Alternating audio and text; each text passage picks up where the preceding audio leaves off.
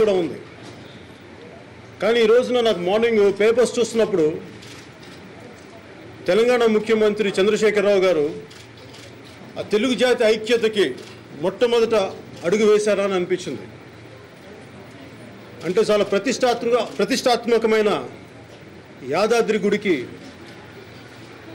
విజయనగరానికి జిల్లా చెందిన ఆంధ్రుడైన ఒక ఆనంద్ సాయిని ఒక ఆర్కిటెక్ట్ని పెట్టడం వారి పెద్ద మనసుకి ఒక చిన్న ఉదాహరణ అనిపించింది. అందుకని తెలుగు జాతి ఐక్యత కోసం మొట్టమొదటిగా అడుగు వేసిన కేసీ చంద్రశేఖరరావు గారికి, తెలంగాణ ముఖ్యమంత్రి చంద్రశేఖరరావు గారికి మనస్ఫూర్తిగా నా అభినందనలు తెలియజేస్తున్నాను.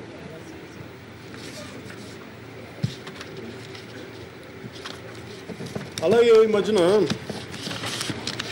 వీడు పవన్ కళ్యాణ్ పార్టీ పెట్టాడు, మాట్లాడు, తప్పించుకుంటాడు, తిరగడు, కనిపించడు, ఇది రాజకీయాలు నడిపే విధానం కాదు అని అందరూ అంటూ ఉంటే నాకు తెలుసు, అవన్నీ తెలియక కాదు.